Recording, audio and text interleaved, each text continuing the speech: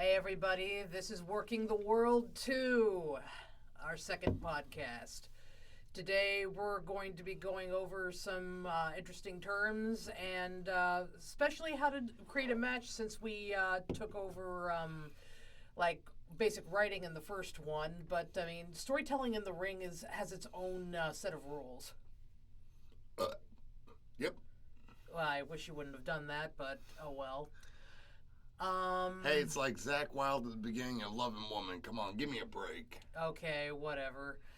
But we're just going to jump right into it, and basically our jargon for today is going to be 4 words, because we're going to be going over the match psychology stuff and whatnot, and we're talking about face, heel, heat, and shine.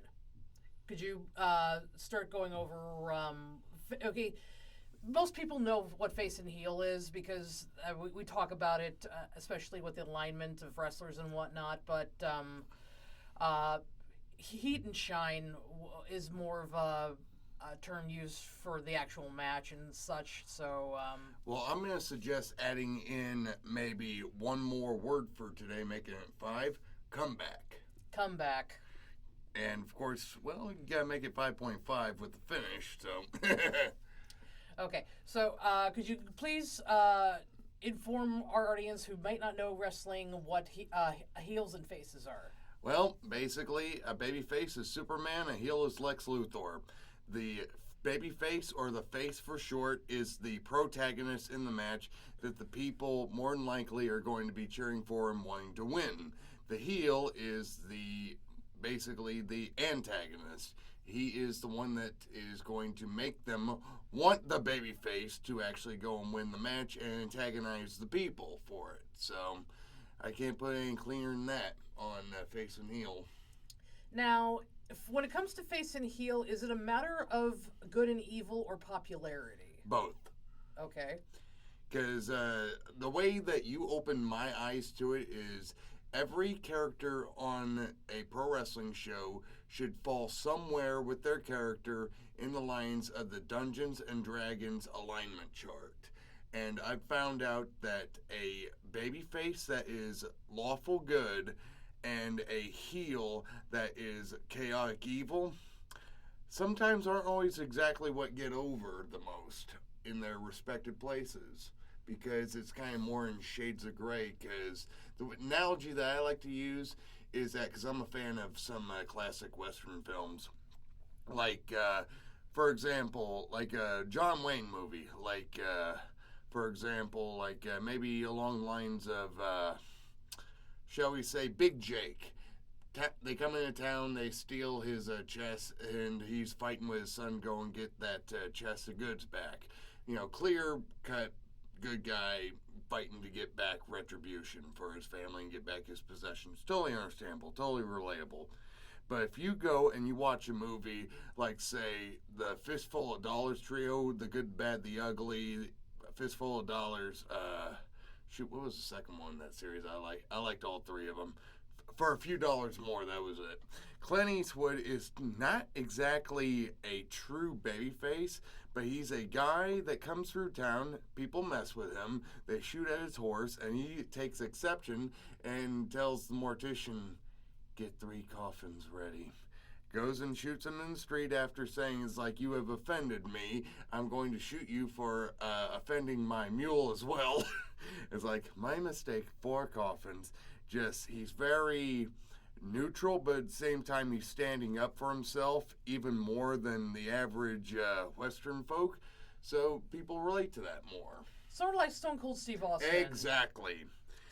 They want somebody who can take morals off to the side somewhat, but still fight for what they feel is right. Interesting. Mm-hmm. All right, now, what are we talking about, shine and heat? Well, we have to each got to treat it like a sandwich. A match is basically a sandwich. That's the way I had it taught to me. Shine, comeback is your bread.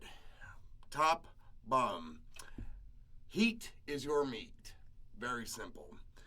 The this is how probably about 85 to 90% of most wrestling matches are going to go. So, can you tell me, Sarah, what a shine is in your experience?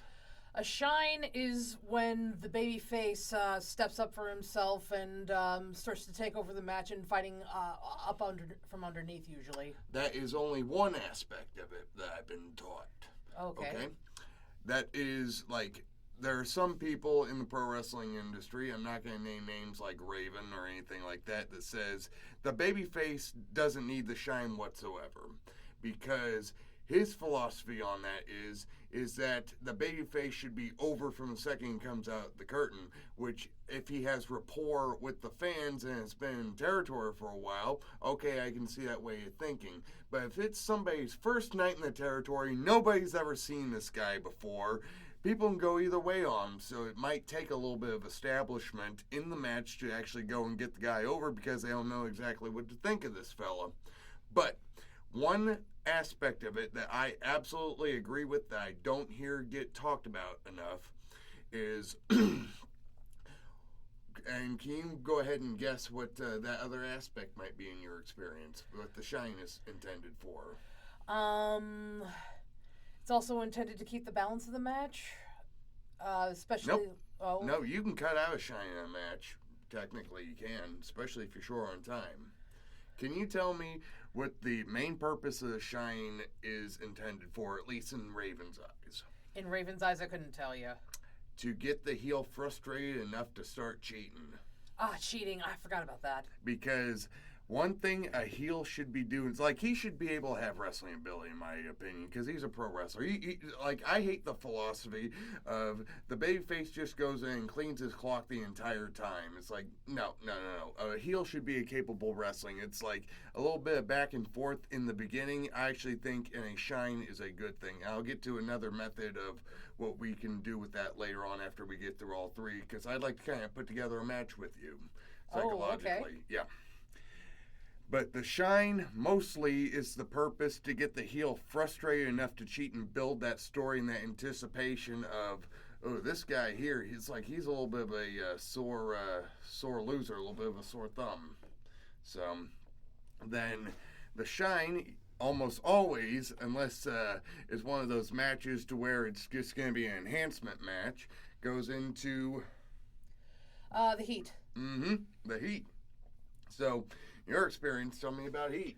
Heat is when the heel starts to get angry, starts to cut off the babyface, and takes over the match in order to try and win it. That pretty much is it, but the heat has much more to that to be able to, have it be part of the match. Yes, it's the heel trying to go and win the match throughout, but the main purpose of the heat is to actually build to the comeback, which we'll get to in a minute. Like the story usually goes is that the heel does something dastardly, underhanded, or cowardly to gain an advantage on the babyface and is able to swing the momentum of the match to his way, have it, move out of the way of something, go and be able to, like, another way, maybe do something illegal, but the referee doesn't call, or he does it behind the referee's back, or a manager steps up and does something. It's like the heel gets an underhanded advantage in the match and sways some momentum his way to make the people want to see the babyface fight back. Which, we're going to go on a little bit of a side note. A way to do that during a heat, and I agree with the philosophy of doing this in most matches, is throw in the heat what you call hope spots. But we'll get to that a little bit later in the match. So now let's go ahead and the next part of the match that you wanted to go over. The comeback? The comeback, you name it. So tell me about the comeback, honey. This is where the babyface finally has enough. I mean, it's like sometimes they have fire, sometimes they have something miraculous happens, and it's maybe usually like on a double down or something. And then another side note, we can go ahead and talk about that later too. So, but this is where the last hurrah comes, and the babyface is trying to do everything in their power to win the match. Well, that's pretty much it. So, I mean, it's where the baby face, comes back from the dead, basically, and makes a comeback. It's like Rocky fighting back against Apollo Creed after Apollo Creed's beating him up for like 7 rounds. And in that 8th round, Rocky gets that second win. Boom, boom, boom, boom, boom. Starts fighting back. Has Apollo Creed on the rope. So, best analogy I can use for that. So, and then shine, heat, comeback, then we usually end up going to the finish, which is, another episode all in itself because, there's false finishes, there's dips, multiple different terms for it, leading up to what is going to end the match to be able to end the people on that high, whether it be the heel going over or the face going over. So, but there's also another way for a baby face to make a comeback that I don't hear a lot of people talk about nowadays, but it's a very old-fashioned way to do it. Revenge. Basically, when the heel does a bunch of dirty shit to you in the heat, that is a perfect psychology for the babyface. Like, okay, you SOB, you did all these underhanded tactics to me. You did all these, dirty things, rake my back, rake my eyes, kick me in the, kick me with the toe in my head. I'm going to do all those things to you back. Because here comes revenge just for you. So, all right there? Yep. Need a little, this generic orange energy drink? I will have some of that generic orange energy drink. Yeah, it's a heck of a kickstart, wouldn't you say? Mm-hmm. You're making a comeback. I'm making a comeback. Mm-hmm. Yep, and there's probably a bunch of people sweating like, oh, God, not her. Not her! Not her! Especially if she's talking about revenge. It's a whole guard of guys that you broke in 20 years ago with thinking, oh, God, here comes revenge. Here comes revenge anyway. All right, so we got shine, heat, comeback, finish, with a couple of terms that we threw in between. Yeah, well, because that's going to get to the point where we're going to go probably right now with, like, building a match. Building a match. Okay. Building a match. So, let's go ahead and start with the shine. So, I mean, like, usually what people do, especially if you're short on time, is that the face goes out, locks up. Maybe they do, like, an international spot or something like that, and he bumps the heel 3 times. Okay, what's an international spot? Basically, tackle, drop down, leapfrog, whatever, into, like, a hip toss or a drop kick, and, like, maybe 2 more bumps. The heel bumps and beats, which means take a move, get up immediately, takes another one, like, you son of a gun. Oh, you got me again. Oh, you son of a gun. Oh, you got me again. Well, because the majority of, like, indie matches usually start with a lockup. Yeah. And, as they should, in my opinion. I mean, you don't always see that in the big leagues because, I mean, they... Well, that's going back to, like that week-to-week television we discussed on the last episode. Mm-hmm. It's like, because, that's also something I want to get to in just a minute, but... It's one of those deals where it's like they have to do long-term storytelling. The match can't always be as uniform because they have to make it work for the angle. Right. So, because a lot of the indie matches are cold without an angle, and they have to tell the story within the confines of their allotted time. Correct. So. Alrighty. So where were we? So, building a match. Gotcha. Building a match. So, I've actually gotten some tips on building a shine throughout the years from several different people. But something that I've, heard over and over again that I use all the time and I like is called building a shine from underneath, or shining a baby face from underneath. Arya Davari's talked about it, and it's very popular in Tennessee. It's like, for example, the heel actually can take part of the shine, according to Raven. And I actually like that philosophy because he can build himself up to get cocky, and then the babyface is able to get back on him in a clean way, as he should. But, like, for example, one spot that I had taught to me very, very early on when I was training is the Tennessee spot, where it's like, okay, babyface heel, lock up. Babyface takes an arm drag from the heel. All of a sudden, it's like, what the heck was that? The heel's like, oh, yeah, I was able to out-wrestle him. I'm better than you. And, he's able to build that confidence. especially if it's a babyface who's already over, like Raven was mentioning. But then they go and lock up again. Babyface goes for a hip toss, maybe. The heel blocks that hip toss, gives him one. Ha ha ha. Yeah, and the babyface selling a little bit. It's like, damn it, what's going on here? What the hell? And it's building that anticipation to where it's like the heel's starting to really get cocky. He's got a little bit of advantage going. Maybe hit a pose, get the people riled up. And then they finally lock up again. It's like, oh yeah, maybe fight it back a little bit. Heel maybe he's feeling like, oh crap, babyface starting to get an advantage. Knees him in the gut, picks him up, body slams him. Now he's really cocky. And the babyface sells that body slam, but the heel's like prancing to the people like, haha, what do you think you're here now, blah, blah, blah. And that babyface has had enough already. It's like, all right, you think you're so great? Well, what do you think about when you see this coming? Feeds into an arm drag. Picks him up, hip toss again. Pick him up, hold him up, spins him around, big body slam, covers him, the heel rolls out like, ow, that son of a bitch. But there's multiple different ways you can do it. That's one example. Isn't that a Tennessee over? Yeah, it's Tennessee spot. Yeah, Tennessee spot, yeah. Yeah, so, because that's one way, because it always seems to work whenever I do it, and Ari Davari, when I did his camp, told me the same thing. It's like, it works every single time. You can do it if it fits the confines of your match. Like, the only time I would discourage people from doing it is if the babyface is working with somebody much, much, much bigger than them doing the same three moves. But psychology is pretty much the same, because it can make the heel get even more frustrated and want to cheat after being embarrassed and falling on his ass like that. But the shine can also have more than one part too. It's like maybe the heel comes back in after recouping again. He's embarrassed. He's got a little bit of a hair up his ass. And he's like, okay, I'm going to get an advantage on the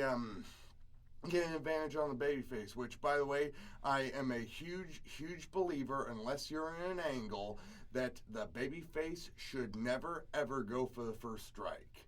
That's something that I actually did not get taught, and I see done all around the indies, all over, the babyface throwing the first strike to get an advantage on the heel, and I do not like it, especially in a cold match. If it's an angle, it's something else, and that's something a lot of people I talk with agree with me on. So, but it's like the heel maybe locks up again, backs the babyface up to the corner, pulls him by the tights, and then, you know, the heel's like, get between us. Sucker punches the babyface when the referee gets between them. It's like, oh, you son of a gun. And then maybe starts working on him a little bit, maybe hits him with a forearm, legal move with the referee, maybe throws a chop or something. Then that babyface is like, all right, I'm going to give some of that back to you, because he's already fed up enough. It's like, okay, I see where this is going. And then maybe blocks a punch, throws one back, throws another one back. You know, if he got hit twice, hit the equal amount of punches back. And then the heel maybe does something like grabs him by the trunks, throws him into the buckle, which, by the way, that was technically illegal back in the day, to use somebody's trunks in some territories as a leverage move. Like pulling the tights on the on a pin, that's considered an illegal leverage. Gotcha. All right, and then say the baby face, he eats the buckle face first, so his face is hurting, his head's hurting, he's a little bit concussed.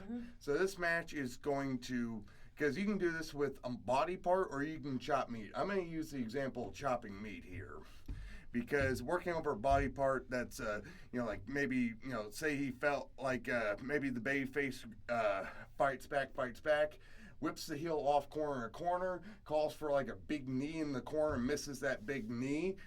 And the heel, like when he moves out of the way, he's like, ah! Chicken shit move. Boom, hits his knee on there. Babyface limp around, then he starts working on that leg. But for example, let's just go ahead and go to the chop and meat one, because that's one I personally use mostly myself, being a bigger guy and being a brawler. But so okay, so let's say that babyface is, you know, he's a little bit out of it. That heel starts, you know, getting forearm across the back, rake across the back, starts beating him up. This is, like I said, chop and meat. I like doing that at the beginning of a match, or a beginning of a heat, I should say, because it establishes the fact of the babyface is basically on the ropes. He's getting beat up, but the babyface doesn't have to take any bumps yet. Because I like to make every single bump that the babyface takes mean something, like maybe forearm across the back, maybe go ahead and maybe give him one punch to the head, have him sell down to a knee, pick him back up, headbutt him, he takes a bump, something like that, and I parade to the people. Like, oh yeah, you think your babyface is so good? Okay, cover, 1, 2, maybe kicks out 1.5, maybe 2. Because that's something else that I have to personally work on myself in my own work, because I'll kick my own ass here as a babyface when I work. I sometimes want to kick out at like 2.9 already at the beginning of the heat, even though I've just barely had any offense done on me. And then I go and want to die too quickly. But the babyface, as the heat goes along, should be slowly chopped down, and the heel should elevate his offense because he gets more frustrated. But we'll get to that later. So anyway, so he headbutts him. He's like, cover, 1, 2. Maybe goes for it again, 1, 2. He's like, damn it. Okay, I can't pin this guy right now. I'll make him give up or wear him down with a hold. So he grabs chin lock or something. Boom. And that babyface starts reaching out for the people. He's like, come on, I need some motivation here, people. Come on. And people start getting up.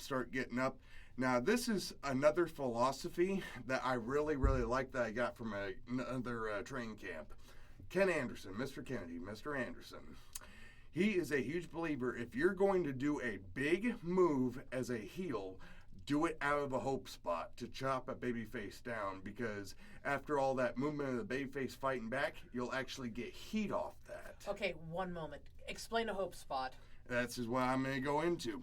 Basically, it's to give the babyface enough offense or enough hope to the people that he's going to actually make that comeback now, but the heel's able to shut him back down. While he's still in the heat. Absolutely. So it's like, okay, he's working on boom, boom, boom with that hold. He's cranking on it, but the babyface, he's got that hand going. He starts stomping that foot, trying to get the people behind him, and he finally starts elbowing him in the gut. On the third one, he's able to break free, because pro wrestling, a lot of times you use the rule of threes like theater. And then he's going to go try and mount offense. He creates distance, hits the ropes, and that heel catches him with a damn clothesline. The old dread clothesline. Takes his head off. Then babyface, he's down. He's writhing in pain. That heel comes over. 1, 2, kicks out again. That heel starts getting more frustrated. He starts getting mad, and then he starts beating that baby face down. Maybe he goes, rams him head in turnbuckle. Maybe, starts kicking him while he's down, choking him, whatever. He starts getting a little bit hot. And maybe, okay, I'm going to do something else. Like maybe the baby face goes and he sells towards the ropes. Maybe, rides him on the rope, choke him on the rope. Get off there. 1, 2, 3, 4, 5. Then that babyface, he gets whipped off. The heel's going to try to backdrop him, and then the babyface is going to get another hope spot. He's going to, when he sees that backdrop coming, when he gets whipped off, he's going to go for a sunset flip. Oh, he might get him with a quick pin here. Another hope spot. 1, 2, babyface gets scissored in the head with the heel's boots, and he feeds back up, takes a big power slam from that heel. It's like that dirty, rotten SOB. He kicked him in the head, then he's writhing in pain. He can't get his equilibrium right, picks him up, power slams him. Cover. 1, 2, barely kicks out at 2.9. So you can see I'm getting riled up just talking about this. It's like, it doesn't take a whole lot to get the people riled up so long as you're telling that story. I'm a huge believer that the moves that you use are just tools to be able to tell that story. You can do a frickin' poison Rana whatever off the top rope, or you can just tell that story with a sleeper hold. It's the emotion that you put out to that story. Is it an added plus if you can do those cool moves? Yes. But I can't because I've got lead up my ass. But, well, and I tend to get very overstimulated in the ring. And I was only taught, like, bare basics. So yes, honey, I know you're giving me the strife, but we're getting there. We're getting there. Yeah, we're getting there. So I know how to stick to my time. So bear with me. Bear with me. Okay, just All right. So now the babyface, he's writhing after that power slam. His equilibrium's off, and then that babyface is still fighting up. He's working up very slowly. The people still want him to fight back. And then he finally works himself up to the corner. And the heel's like, okay, I'm going to throw another bomb at you. I just threw two of my best bombs at you. Let's go ahead and try for an even bigger one. So he sets the babyface up on the top rope. He's going to try for a suplex off the top rope. And that babyface just has enough wherewithal to say, you're not going to do that. I'm not going to do that. I'm not going to do that. Starts fighting him off, and he finally gives the heel a shot to the head. Another one, and finally a third one. And then the heel finally backs off the rope, creates a little bit of distance. He's selling from those punches, and then out of just pure desperation, that babyface hits a crossbody block off the top rope, but rolls away and is not able to cover him. He gives it all that he has, but it's enough to get the heel down on his flat on his back, but rolls away. It's like if he went for the pin, that would be more of a false finish. This is to create some hope in the comeback that the babyface has a little bit left in the tank. And then the double down. Both babyface and heel are down. They did something to be able to create enough of a even playing field to where they both got to get up to their feet. You know, the old 1, 2, 3, 4. Well, trick that I learned from a Dustin Rhodes seminar that I watched one time that he learned from Shawn Michaels. Never, ever move a muscle until 6 on there. Because that's when the people a lot of times will start coming. So you could even wait until maybe 8 and just writhe over and then maybe just turn over flat on your belly. You know, because back in the olden days, if you went to even to your belly, sometimes some territories they would count that as breaking the count because you're not lying flat on your back. Yep. Now, I've learned that from watching some old tapes from Florida, and they did that some in Florida from when I saw some, like, Harley race blackjack mulligan matches. But anyway, so the comeback. the comeback. One thing that I absolutely hate that people do nowadays is that the babyface, after having his ass kicked for 5 or 6 minutes, and I'm completely against this, pops up and gives the heel 3 bumps out of nowhere. You just went from basically Bruce Wayne all battered and bloody to Batman fully suited up with 1,000 XP and HP points. No, I chewed out a wrestler one time. This was about maybe 5 or 6 years ago, that he had his leg worked on the whole match, and part of his huge comeback at the time was that he would do a delayed vertical suplex with one hand. Well, he decided that he was going to do some Hindu squats while holding this heel up in the vertical suplex after he had his leg kicked out from underneath him for 5 or 6 minutes. Ooh. Completely disregarding the heat that he had worked on him the entire 5 or 6 minutes. Like, if I beat on your leg for like 5 or 6 minutes in a shoot match, wouldn't you be in a little bit of pain and a little bit of lack of mobility? Maybe you have a hard time stumbling around? Yeah.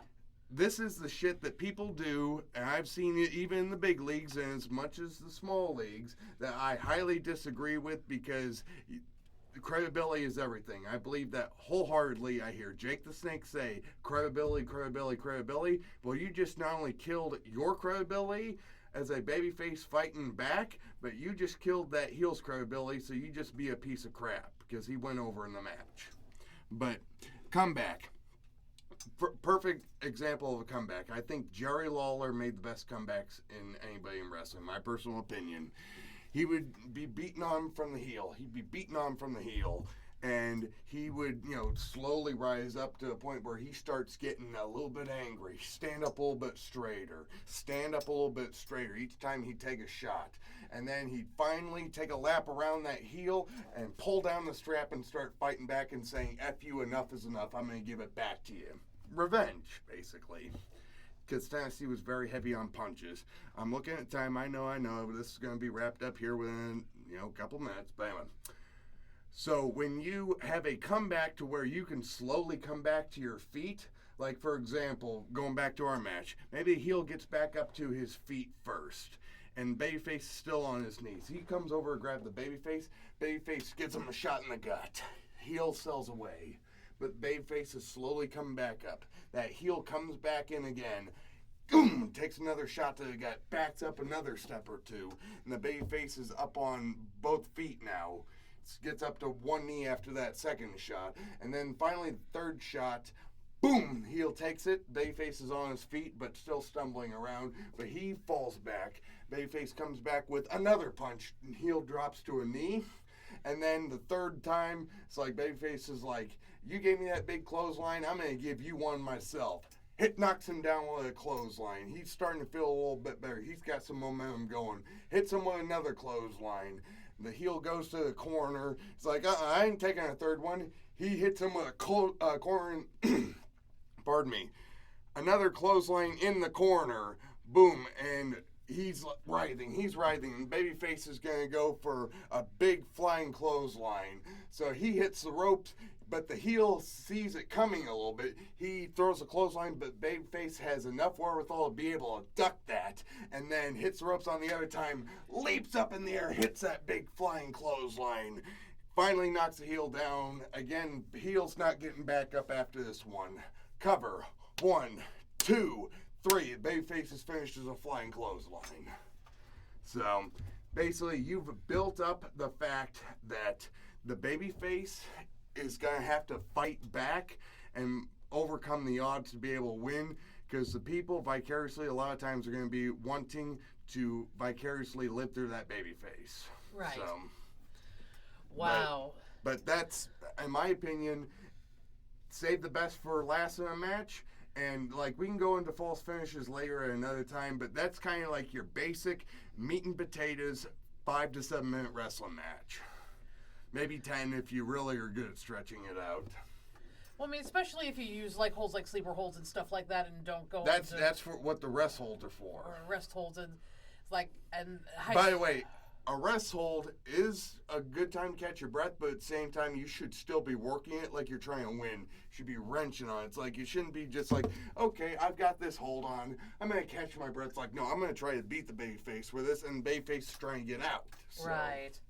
So that's why people get offended over wrestle versus working holds. Like, it depends on how you do it, but you can absolutely use that time, not take any bumps and catch your win back. But at the same time, you should still treat it like you're trying to win or not lose. I mean, that was a wonderful match that you put together so that like people can understand. It'd be the first time anybody said that about my work, but... Well, except for maybe 1 or 2 matches. But I mean, you put it together enough so that, people that don't necessarily know wrestling can understand, I mean, you put it in the play-by-play so that people can understand it. Yeah, and also gave a little anecdotes and tips there to be able to make it make a little bit more sense and have everything that you do in that match mean a little bit more, because I'm a huge believer in getting the most out of the least. Well, I don't have much that I can do. Like, I was very limited on offense of what I was trained initially, and I was always the guy taking stuff.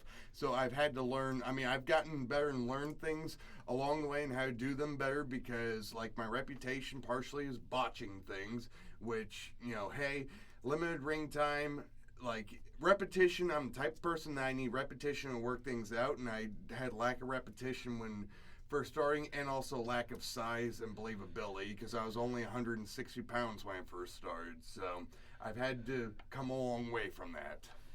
And that's our take on match psychology and how to build a match. For now. So We thank you for joining us for Working the World.